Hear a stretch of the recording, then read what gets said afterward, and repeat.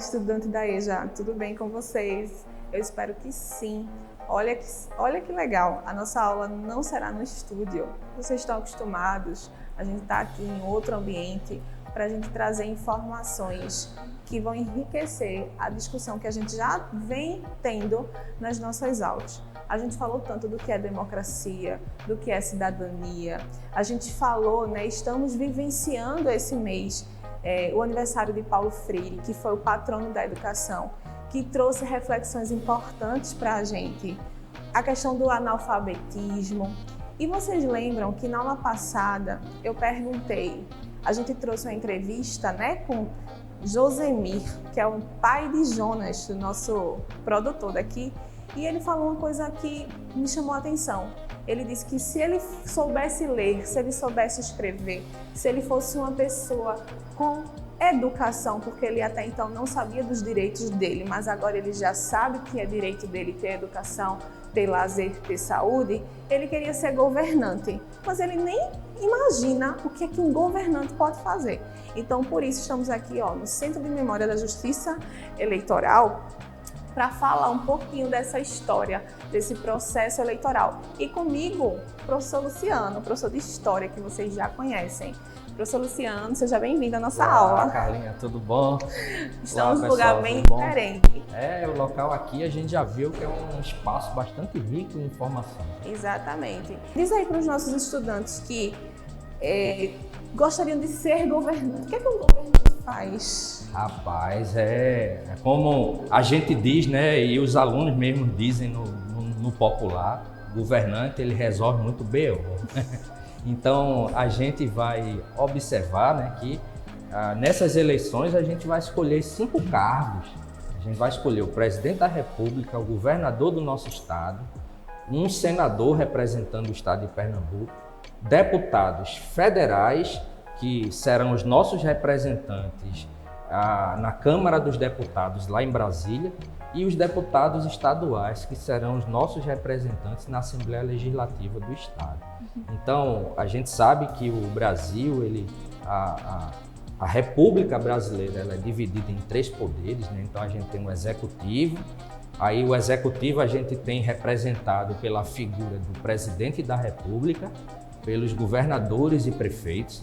A gente tem o Legislativo representado pelos deputados federais e senadores em nível nacional, deputados estaduais em nível estadual e os vereadores em nível municipal.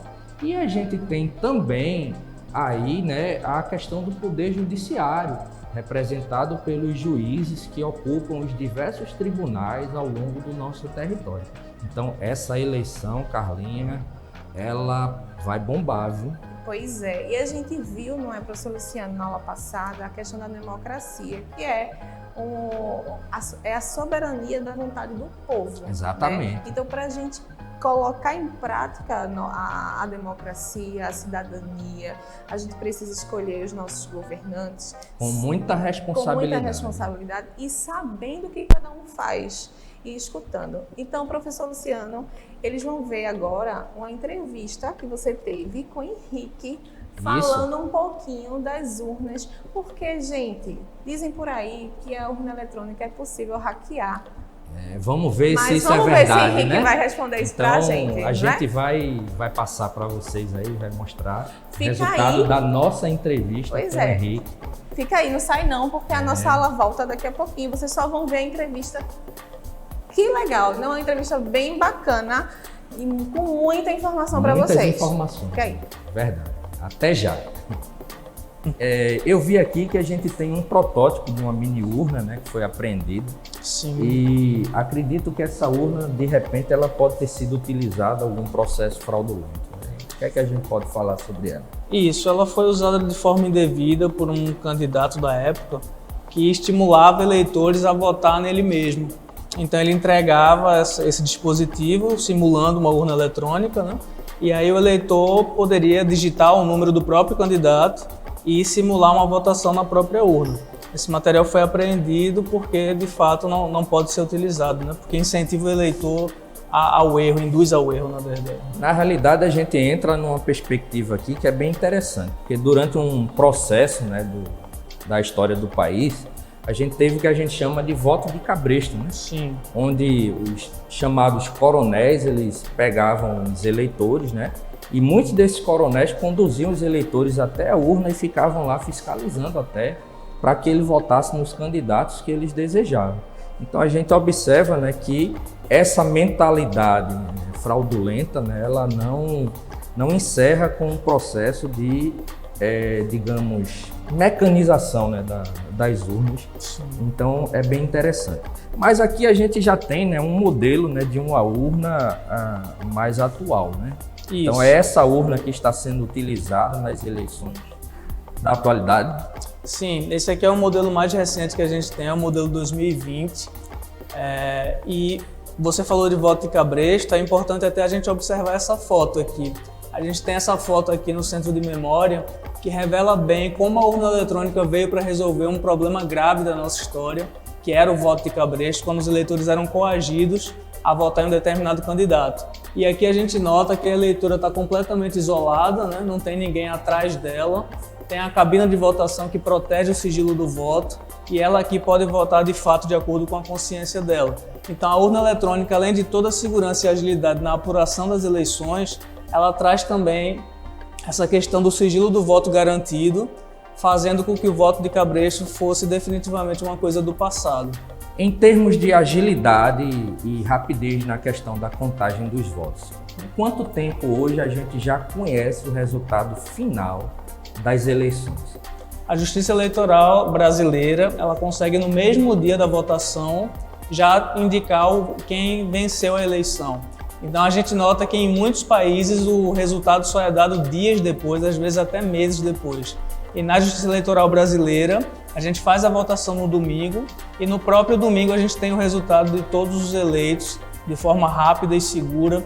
Então a urna eletrônica trouxe não só a questão do sigilo do voto, mas também essa rápida apuração e o resultado no mesmo dia em que a votação acontece.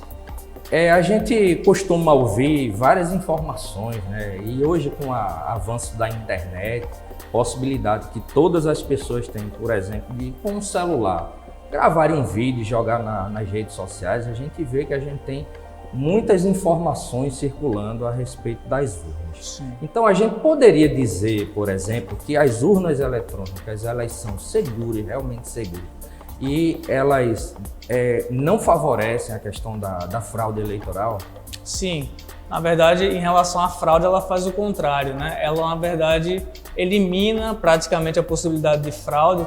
É claro que nenhum sistema é 100% seguro, isso não ocorre nem mesmo no sistema bancário. Mas o que a gente pode dizer é que a urna eletrônica minimiza todo tipo de erro ou de fraude, porque a gente tem que lembrar que na época do voto em cédula não havia só a fraude, havia também o erro, porque o mesário, o escrutinador que era responsável por contar os votos, ele poderia errar ali na hora, com vários papéis e tal, e a urna eletrônica elimina também esse problema.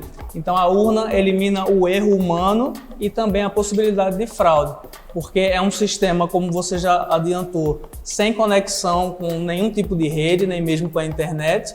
Então ele é um sistema que serve apenas para armazenar esses votos de forma segura e depois é feita a apuração também de forma totalmente segura, minimizando a possibilidade tanto de erro como de fraude.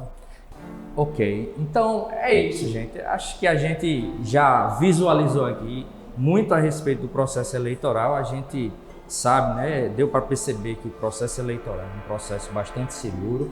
Então, eleições estão chegando, escolham seus candidatos, pensem nas propostas que os candidatos defendem, né? E votem com tranquilidade, confiando que o nosso processo eleitoral ele é bastante seguro. Eu quero agradecer aqui ao Henrique. Obrigado. Valeu, Henrique. Eu que muito agradeço. obrigado. E é isso, pessoal. Até mais.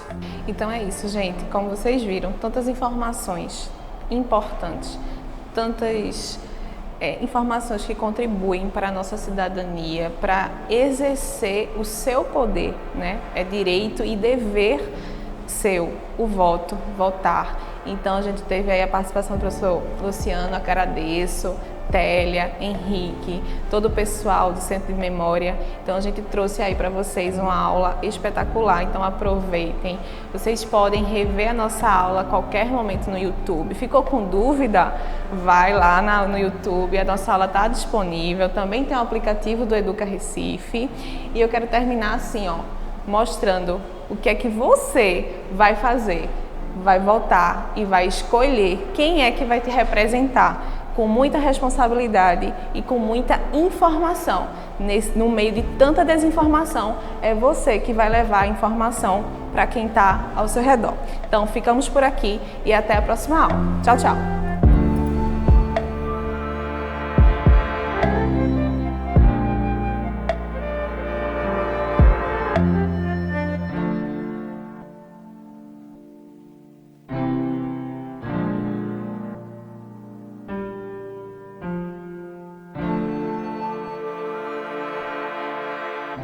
Agora sim, não é? Do estúdio aqui, diretamente para você que está aí nos assistindo. Estou aqui para perguntar se vocês gostaram da aula de hoje, né? Que foi lá do Centro de Memória da Justiça Eleitoral. Quero agradecer a Télia, a Henrique, a toda a equipe, não é mesmo? A gente teve Davidson, nosso cinegrafista, tivemos Josi, então toda a equipe, Terezinha, preparando essa aula para você. Mas me diz aí, gostaram? Perceberam que a democracia é fazer com que a nossa vontade seja soberana? Então, a sua vontade, o desejo de quem é que você quer que represente você? É você que vai escolher, tá bom? A gente fala tanto de democracia. Tivemos também o exemplo aí da aula, resgatando a aula passada, do pai do nosso produtor aqui, que deu um depoimento encantador do que realmente é educação, do que ele espera para o futuro, não é? Então a gente teve aqui relato, pensamos aí também na questão da desinformação. Não deixe com que as fake news cheguem até você e você compartilhe essas fake news, tá? Fake news são aquelas notícias falsas, mas lembro bem a você, quando a gente está aqui na nossa aula de língua portuguesa, a gente estuda o que é notícia. Notícia só pode ser notícia se a gente tiver um fato. E fato só pode ser verídico, tá? Então, se não tem o fato, ela não é notícia. Logo, fake news são boatos, são coisas que chegam para a gente para desinformar. E a desinformação, ela cresce muito quando a gente está perto desses momentos decisivos para a nossa sociedade, no caso aí, a eleição. Mas não vamos deixar com que isso atinja você e faça com que você não exerça a sua cidadania, colocando em prática aí a democracia, a soberania do seu querer. Tá bom? Outra coisa que a gente tem que pensar, como o professor Luciano, então quero agradecer a Luciano também, que participou da nossa aula, ele falou dos 3 poderes, ele falou aí da função de cada um. É importante você escolher o governador, o presidente, o senador, sabendo aí o que cada um faz, porque você pode escolher, ora, quem é que vai fazer mais por mim, mais pela sociedade. E como é que a gente escolhe? Se informando. E como é que a gente se informa? Através dos gêneros textuais que circulam nesse período. Então, a gente pode buscar entrevistas, a gente pode buscar debates, a gente pode buscar notícias, reportagens. Todos esses textos, eles vão formando a tua opinião, tá certo? Então, é importante, muito importante, você exercer essa cidadania. Então, a gente fica por aqui e até a próxima aula. Tchau, tchau!